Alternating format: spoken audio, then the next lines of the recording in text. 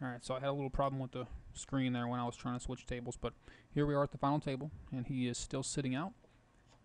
Or he hasn't played a hand yet at the final table. There's already somebody all in, so I'll pull up the lobby again and show you guys what we're working with here. There's $14 guaranteed. First place is $130, and again, he's knocked out like 2 or 3 people in this tournament, so he's picked up their bounties of maybe like $4 to $6. And I think we just lost a player there, so we're already down to 9.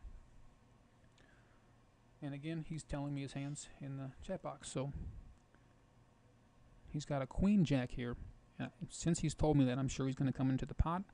And if I were going to play this hand, which I probably would, I would probably raise it up. And he's being aggressive, so I'm sure that he's going to do the same thing, especially because he's told me about it. So. But I'm sure if these players decide to come into the pot, it might change the decision. But I would bet that he's going to make it about 9,500. Well, we'll see if he even calls that, because he was going to make it 9,500. I mean, that would have been my play. And I think I would have folded to the raise as well. So, like I said, so the small blind called because they have a pretty big chip stack, and this player is eliminated. They called with 3-10 suited. I would take note of that this player is willing to gamble, but it's not so important considering our stack size. I don't think that they would call, a gamble, or they would gamble like that to somebody like my buddy Dustin's stack. So we're down to 8, and it's on him. He hasn't told me that he has a hand, so he folds. But gonna show up the lobby again. $16 guaranteed plus the $4 or so that he's made. So he made $20 so far. And I thought I might also mention that Dustin also deposited the minimum of $20, and I believe he's up to like 50 or so far. So he is doing well already, and in this tournament he has a chance to basically triple his bankroll. Okay, so we're in the big blind, and they're up to 2 and 4,000. And Dustin has a 3 king of spades in this hand. And he has a limper ahead of him. And my opinion is we're going to check this hand. The other guy has a decent sized stack. But again, Dustin's playing more aggressive, so if he raised, it wouldn't have surprised me. Because the limp on the button, the guy could be limping in with a weaker hand because he does have position, when usually players in that position would raise it. So he probably has a weaker hand. But 3 king misses the flop, so Dustin folds. Okay, in the small blind this time with ace 3. And the big blind has a few chips left. And I would limp in this spot. And I'm pretty sure he's going to do the same, considering the big blind's chip stack.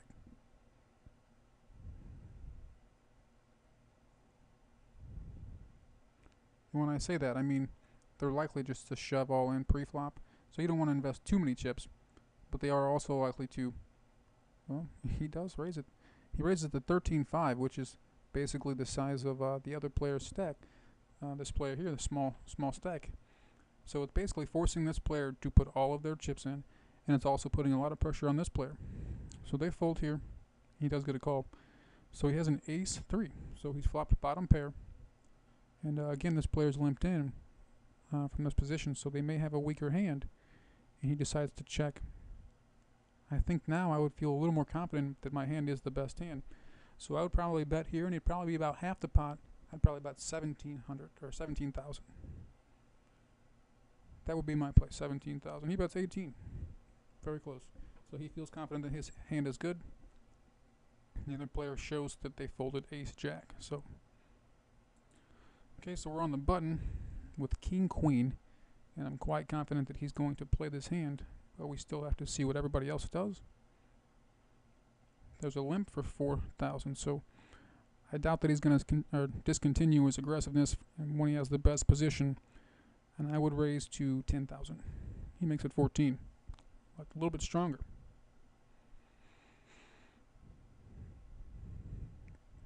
But this player has limped in several times out of the past few hands, so I can understand why he tacks on a little more value.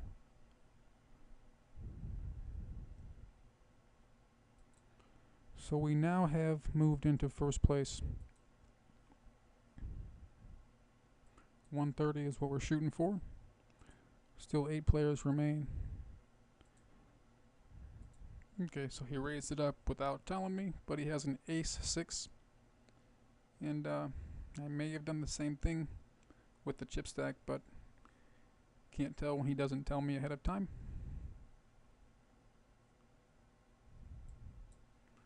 So he's well into the chip lead now. The next player has 99,000 and he's 13,000 or so above him. And then the smaller stacks have 4,000, 9,000. So got a decent shot here. So we just lost a player in the last hand. This player here lost all their chips to this player, and they now passed us up in the chip lead. They have 125. So another look at the lobby. 7th place guaranteed $20. And he did knock out 3 players, so his buy-in was refunded. So anything that he cashes is going to be profit. So not bad payouts from here on out. So we have an all-in. Both the guys have ace-queen suited. And Dustin typed in the box here that he had king-8 suited. And he said, tell the YouTubers to fold king-8 suited there. And he just folded it pre-flop. And somehow, miraculously, these guys both went all in. So his read was good. And he said that before they went all in. So here in the big blind, he's got 6,000 invested. And he's got in his hand, he has 5-9 offsuit. So I'm looking to see this flop cheaply. If he calls, I'm just going to check. Is he all in? I guess it's going to be an easy fold with 5-9.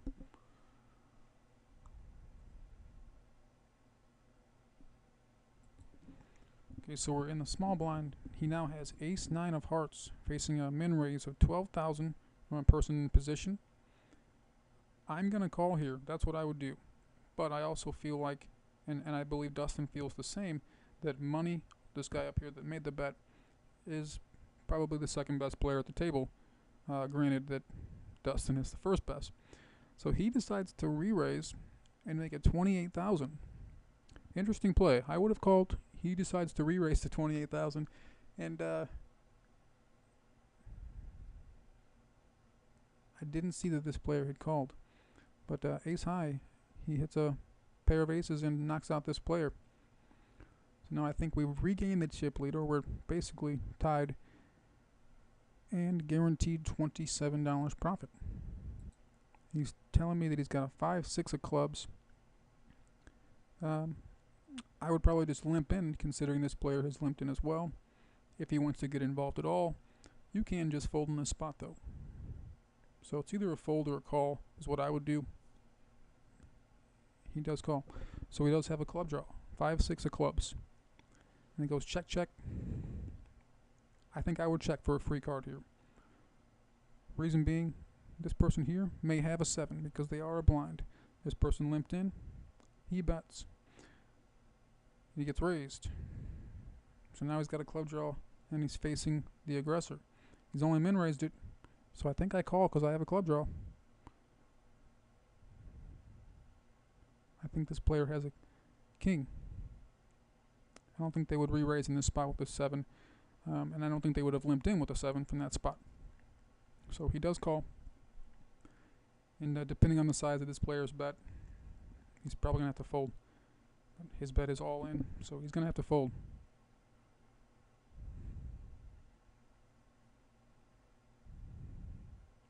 I mean, I would fold. I'm not sure if he's going to fold, but he does fold. Okay, so he's got a king-queen suited here.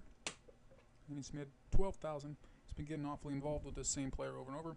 I think I'm going to opt to call here. And that's what I would do. He may decide to re-raise again, like he did last hand. And he does. He makes it 26-5.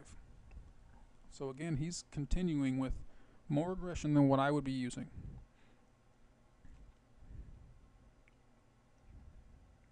And he now faces the same play that he had last hand.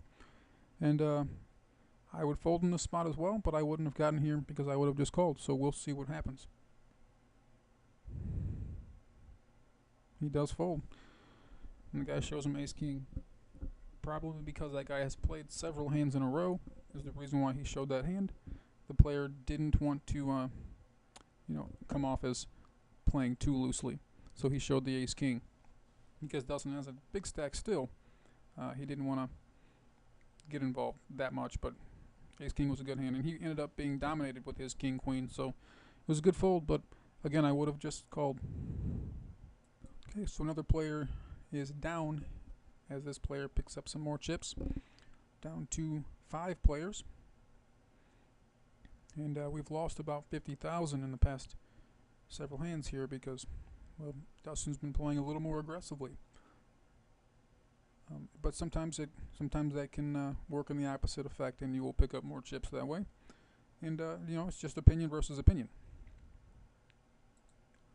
So I figure we'll watch this hand, because if this player does double up, we will be in 4th place. And they do call, so we got an all-in. It is a race. And the set hits, so this player will double. And I guess I would give you guys some information that is rare. Not a lot of people know this at the casino. When you flop a set, just like that player did there, you have to have, hold on, we got a hand here. He's got an ace-6. He raised it up without telling me. I would have folded here, but again, he chooses to keep aggression. First position I wouldn't have raised, but he does, and they all fold. But anyway, what I was saying about a set, a lot of people don't know that you have to have a pair in your hand to have a set. Otherwise, it's called trips. Meaning if you have like we've got pocket jacks in the big blind, and they all fold to them. So, for example, if you have a king-queen in your hand, and the flop comes out queen-queen-10, you didn't flop a set, you flopped trips. He's got a jack-8 in the small blind, and there's an all-in and a call, so it's an obvious fold. And we might have a chance to knock another player out. Ooh. That's not so much a race. Kings are far ahead, and the kings take it down. So we didn't knock a player out, but one player did double, and there was a new short stack.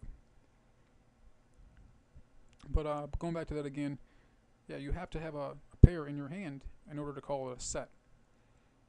If you just flop 3 of a kind on a flop using 1 card in your hand, it is called trips, and they are different. So a lot of people confuse those at the casino. A lot of people just don't know that.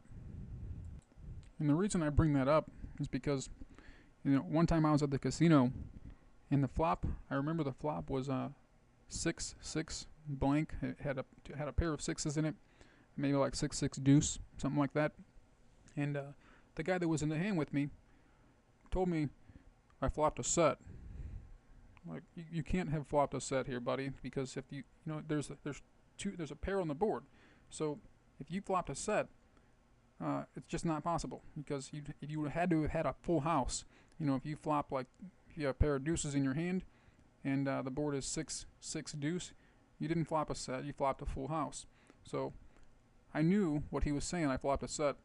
He was saying he hit the hit the 6, because that's the only thing you could have thinking you had three of a kind.